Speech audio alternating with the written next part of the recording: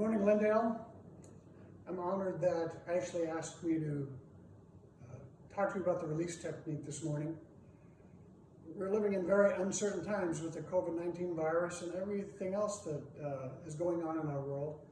And this is a technique that I think can be helpful to people in just living with the uncertainty and getting in touch with feelings that you can then move through you, which is one of the goals, is to not hold on to anything, not be attached to any feeling, but feel it and move it through. And this technique is helpful in doing that.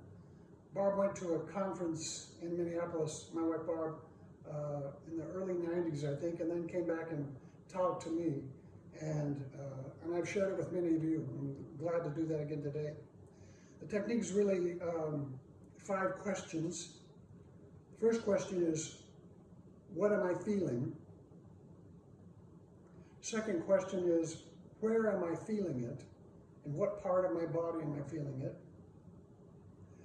You then say, go ahead and feel it. Feel the feeling in your body. Normally we either deny we have feelings, or we push them down, or we can't even get in touch with them. But this is a technique to at least ask you to think about what you're feeling, and then feel it. So what am I feeling? Where am I feeling it? Go ahead and feel it. The third question is, could you release it? And the answer you're looking for is, yes, I wasn't born with it, I could release it. The fourth question is a key question. Would you release it? Is there any reason for you to hold on to it? And we can play mind games with ourselves and say, yes, there's a good reason for me to hold on to that, and I'll come back to that later. Fourth question, would you release it? Is there any reason to hold on to it? Yes, I would. I can release it. And then finally, the fifth question is when? When will you release it? And the answer you're looking for is now. You take a breath, and you can release it to the divine. You can think of it as compost and put it in the earth to heal the earth. So those are the 5 questions. Barb came back with a story that has always stuck with me about when they broke into small groups and they asked for a volunteer, and the first person to volunteer was a Republic airline pilot. So that tells you how long ago we learned this technique. She learned this technique. And the pilot had lost a son about 15 years ago. And so when they said, what are you feeling? He said, I'm feeling grief. They said, could you release it? Well, first, what are you feeling? I'm feeling grief. Go ahead and feel it. Could you release it? Yes. Would you release it? They said. The leader said, and he said, I'm not sure I would release it. That feels like my connection to my son. And if I release it, it will mean that I wasn't a good father again, because I want to hold on to that. So his mind was playing tricks with him about what it meant to be a good father. And the leader said, were you a good father to your son? And the man said, yes. He said, then you don't need to hold on to that grief. So he said, would you release it? And he said, yes. And before he even said now, the man started sobbing and released years and years of grief. So one of the key elements is identifying feelings, and there's something called AGFLAP, which are 6 feelings: apathy, grief, fear, lust, anger, and pride. Apathy, grief, fear, lust, anger, and pride. So you're trying to, if you said I'm feeling anxious, that would be fear. If you said I'm kind of feeling frustrated, that's in the anger category. So you're trying to identify the base feeling.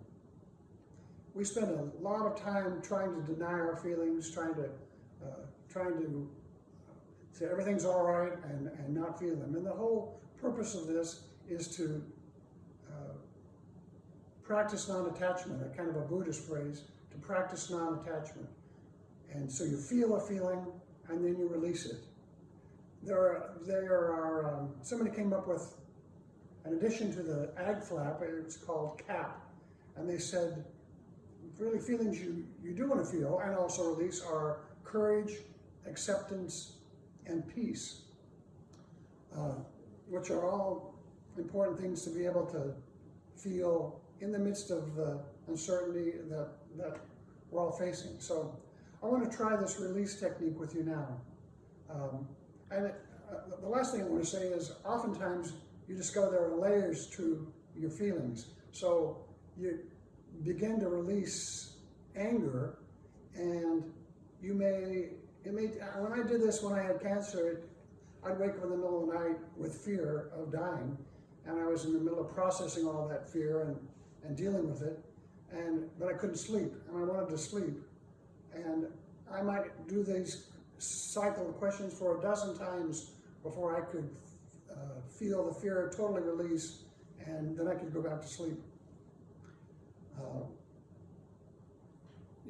You need your sleep for your immune system, so that's why we don't want to hold on to fears that might paralyze us.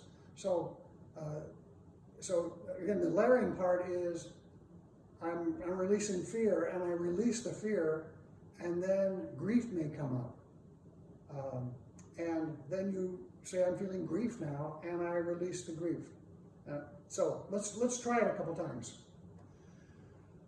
Everybody take a deep breath and let it out with a sigh. So what are you feeling? Where are you feeling it? What part of the body are you feeling it? Besides your head, we usually say, I'm feeling it in my head. I'm feeling anxiety in my head, but you're probably also carrying it in your body. So where are you feeling it? Go ahead and feel it. Just feel that anxiety or that fear in your neck or your chest or your stomach or your legs, your breathing. Go ahead and feel it. Could you release it? Yes, I wasn't born with it. Would you release it? Is there any reason for you to hold on to it?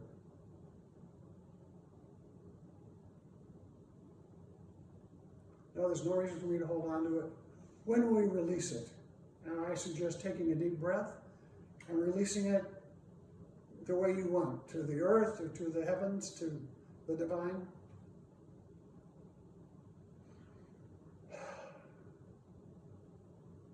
Start again.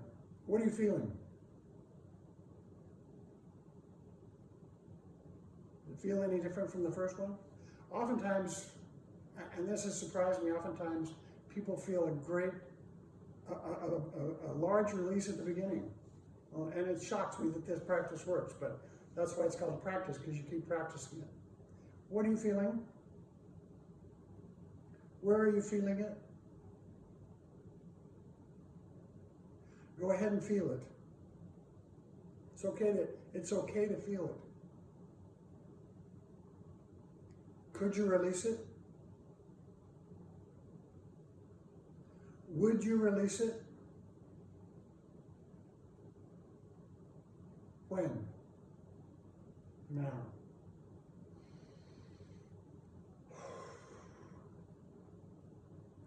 So take this home with you, practice it, share it with your friends, and I wish you peace and courage on your journey. Namaste.